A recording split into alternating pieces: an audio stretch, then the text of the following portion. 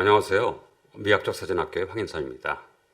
이번 시간에는 불혜송에게 배우는 사진의 미학에 대한 구성의 미학 또는 사진 기법에 대한 것들을 불혜송은 어떤 것들을 특히 잘 활용했는지를 여러분들이 아시게 되면 여러분들의 사진이 많이 좋아지리라고 생각합니다. 참고로 저는 불혜송을 개인적으로 되게 좋아합니다. 그리고 불혜송에 대해서 파고들다 보니까 불혜송이 어떠한 기법을 썼는지 또는 어떤 것들을 주로 활용했는지에 대해서 인식하게 되었고, 그걸 여러분들한테 오늘 나누어 드리려고 하는 자리입니다.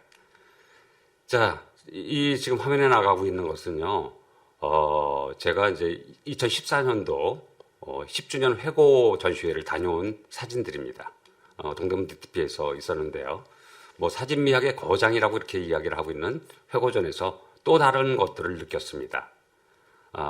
잠깐 그때 스케치한 사진들을 보시면 되겠고요. 뭐 자세한 건 제 블로그에 자세히 포스팅이 되어 있습니다.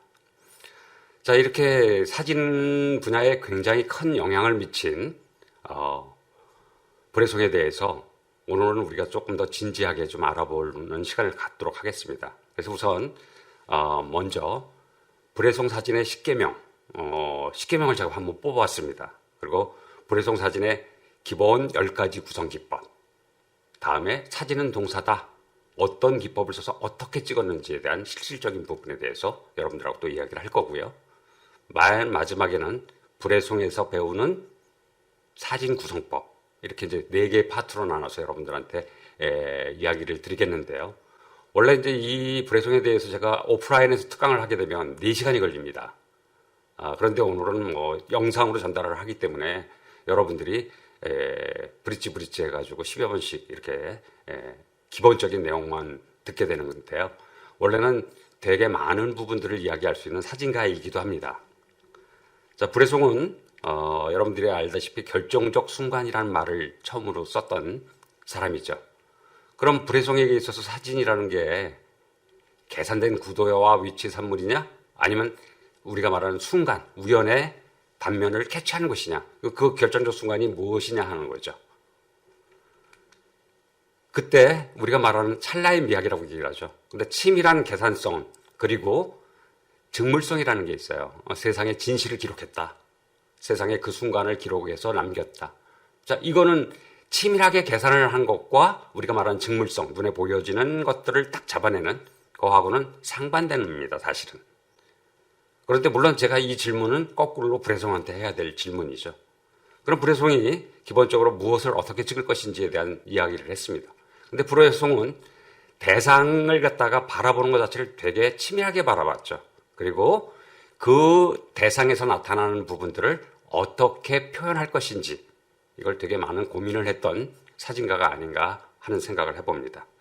물론 불혜송에 대한 생애나 이런 것들은 뭐 문서나 여러 가지 것들이 많기 때문에 여러분들이 불혜송에 대해서 좀 관심이 있으신 분들은 조금 더 찾아보시면 충분히 아실 수 있는 내용이라고 볼 수 있습니다. 자, 그럼 파트 1의 불혜송의 사진 10계명에 대해서 들어가 보도록 하겠습니다. 보통 이런 얘기를 하죠. 사진가가 사진을 찍을 때 한쪽 눈을 감는 이유가 있다. 감는 이유는 마음의 눈을 뜨기 위해서다. 즉, 우리 사진 찍을 때 보면 한쪽 눈을 감죠. 파인더를 맞추기 위해서. 이걸 감을 때 마음으로 들여다보는, 즉 영혼의 눈을 떠야 대상 자체가 살아있는 사진, 즉 좋은 사진이 된다. 이런 이야기입니다. 이건 저도 샷다를 누르기 전에 항상 눈을 감으면서 내가 왜 이걸 찍으려고 그러지? 하는 생각을 하는 것도 불혜송을 좋아하기 때문에 불혜송에게 배운 한 가지 방법이라고 볼 수 있습니다. 자, 불혜송의 사진 10계명을 한번 이야기하기에 앞서서 불혜송에 대해서 조금만 알아보죠. 1908년도에 태어나서 2004년도에 작고를 했죠. 물론 개인적으로는 매그넘도 창시를 했었고요. 족적을 많이 남긴 사진가 중에 하나입니다. 그런데 그 족적 자체가 신화가 돼서 아마추어 사이에서는, 동호인 사이에서는 기본적으로 뭐는 안 되고 뭐는 되고 이런 식의 신화를 만들어 놨던 부분이기 때문에 현대사진하고는 또 이렇게 엇박자 나는 부분이 있습니다. 그건 여러분들이 조금 생각을 깊게 해보시면 또 제가 강의 중에 그런 내용에 대해서 풀어드리도록 하겠습니다. 자, 불혜송은 인간의 빛, 그 다음에 자연의 빛, 찰나의 빛 아래서만 찍었습니다. 즉 결코 후라시를 쓰지 않은 작가로도 유명하죠. 또 촬영한 상태의 그 순간의 영혼적인 부분들, 그 순간의 어떤 감각, 영감 자체를 그대로 표현해내기 위해서 사진은 자르면 안 된다라는 말을 했던 작가이기도 하죠. 또 아주 신념처럼 사용했던 것 중에 표준 렌즈만을 사용했다. 왜 표준 렌즈를 쓰느냐? 그건 사람의 인간이 바라보는 화각과 아주 비슷하기 때문에 50mm 떴다. 이런 얘기를 한 작가죠. 그런데 이 자체가 현대 사진하고는 좀 맞지는 않는 부분들이 있습니다. 그건 나중에 좀 말씀드리기로 하고요.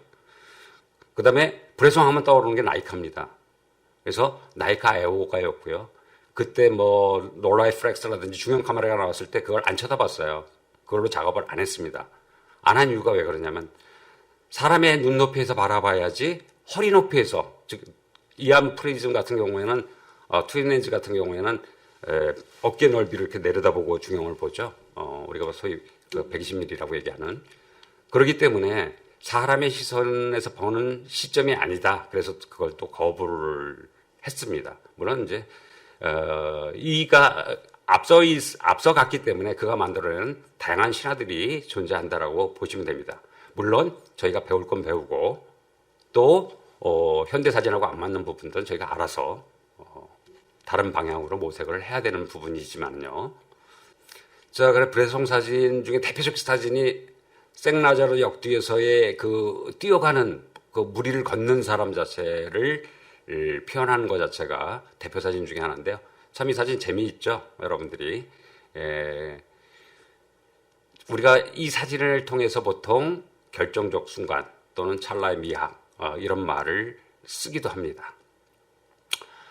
정과 동의 결합이 되어 있는 사진이죠. 정적인 부분과 동적인 부분. 그리고 사진이 되게 재미난 부분들이요. 물의 파장, 뒤에 있는 자전거, 아이들의 모습, 서커스단의 모습이 반영되어 있는 물빛, 이제 이런 것들을 기본적으로 구성이 아주 기가 막힌 구성, 정과 동의 결합이 아주 잘 된 사진이다라고 얘기를 합니다. 브레송은 회화를 했던 사람입니다. 그림을 그렸던 사람인데 사진을 가지고는 그림으로 표현하기 힘든 순간을 어떻게 동적인 느낌의 움직임을 나타낼 것인가를 되게 많은 고민을 했던 사람이고요. 조형적으로는 가장 풍부하게 선과 면을 절묘하게 배치를 시킨 작가 중에 한 분이죠. 그래서 우리는 브레송에 있어서 결정적 순간이라고 얘기를 하는데 이 결정적 순간은 우리가 말하는 찰나의 순간이 아니고 시간적인 게 아니고 그 프레임 내에서 대상 자체가 갖고 있는 본질이 확연히 드러났을 때가 결정적 순간이라고 말씀드릴 수 있습니다. 여러분들이 이제 그 다양한 사진들, 브레송의 다양한 사진들을 보실 텐데요. 제가 이제 매그넘의 브레송 홈페이지를 좀 이따 소개를 좀 드릴 예정이고요. 그 사진을 가지고 여러분들이 조금 더 깊게 봐주시면 좋겠습니다. 자, 이건 조지 6세의 대관식이죠. 런던에서 있었던 조지 6세의 대관식인데 되게 재미난 사진입니다. 여러분들 보시면 알겠지만 대관식 사진에 왕은 보이지 않죠. 조지 6세는 없습니다. 다른 모든 작가들이 조지 6세의 즉위식 왕관을 쓰는 모습을 찍으려고 했을 때 브레송은 요 시민들의 모습을 촬영함으로 인해 가지고 그 안에 대관식이라는 걸 녹여냈죠. 자, 이 사진도 재밌습니다. 검은색 부분에 앉아 있는 사람들의 모습과 호해가 발행돼가지고 신문 위에 술을 한잔 하시고 주무시는 분, 검은 옷을 입었죠. 그 두 군데가 다 대비적 요소라고 봅니다. 검은색의 흰 옷과 저 모자를 쓴 많은 관중들이 바라보는 곳, 그건 대관식을 보고 있겠죠. 바닥에 누운 사람은 본인이 대관식을 하는 거죠. 아마 저렇게 술에 취해서 있으면 가장 행복한 그런 시간일 수도 있겠죠. 그런 시각으로 사진을 바라봤다라고 보시면 됩니다. 그래서 브레송은 역사적 사건 자체를 갖다가 다른 형식으로 바라보는 작가 중에 한 명이죠. 그리고 그는 시대의 진실이라는 말에서 연출되지 않은 그 일상 자체를 순간적으로 담아내는 것이 사진이다. 그래서 이제 그 스냅 사진에 되게 많은 그 의미를 부여했던 작가 중에 하나입니다. 그래서 브레송은 손에서 한시도 그 라이카 카메라를 떼지 않았다고 하는 그런 일화를 갖고 있는 작가이기도 하죠. 자, 이제 작가에 대해서 간단하게 말씀드리는 이유는 브레송이 도대체 어떤 특질을 가지고 어떤 형식으로 찍었는지를 여러분들이 아시면 여러분들이 사진이 되게 좋아지십니다. 자, 브레송은 기하학적 정확성과 초현실주의적인 그 찰나를 탁 잡아내는 그 두 가지를 가지고 자기 스타일을 만들었죠. 자, 이런 사진들이 초현실주의적 상황에 존재한 사진들을 찍은 겁니다. 자, 이건 조금 이따가 자세히 초현실적인 요소가 어떻게 돼 있고 왜 그가 초현실주의자들과 어울리면서 초현실주의를 사진으로 옮겨왔는지, 또 기하학적 요소를 어떻게 사진에서 구사하고 있는지에 대해서 좀 더 깊게 알아보기로 하겠습니다. 자, 브레송은요, 사진을 하기 전에 그림을 했다라고 얘기를 했죠. 회화를 했습니다. 근데 스승이 누구냐면 앙드레 로트라는 세계적인 그 화가죠. 그래서 그 화가는 기하학의 어떤 부분에 몰두를 했기 때문에 그 법칙을 가진 사람한테 배웠습니다. 그러다 보니까 엄격한 기하학적 요소가 머리에 박혀 있었겠죠. 이미지를 보는 시선이. 그 다음에 파리에서 생활을 하면서 화가들과 많은 교류를 하는데, 예술인들과 많은 교류를 하는데, 그 당시에 이제 초현실주의자들하고 교류를 통해서 초현실주의에 눈을 뜨게 됩니다. 브레송은 물질과 구조에 대한 탐욕, 또는 높은 곳에서 내려다보고 또는 위에서 올려다보고 하는 촬영 기법을 많이 사용을 합니다. 그리고 그가 그만이 표현할 수 있는 추상적인 부분들을 잡아내는데 새로운 시선을 내놓은 작가로도 유명하죠.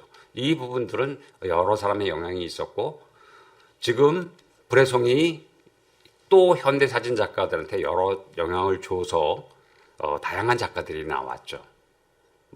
일본을 대표하는 70년대의 대표 작가 모리야마 다이도도 브레송의 거리 사진을 허물을 했었고요.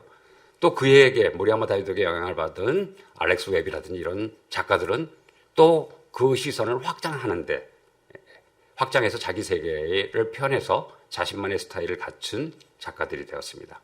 여러분들이 이제 브레송의 작품들을 좀 구체적으로 보시고 싶으시면 매그넘 홈페이지에 들어가시면 도메인이 있습니다. 매그넘 홈페이지를 검색하셔서 들어가시면 다양한 사진집들을 보실 수가 있습니다.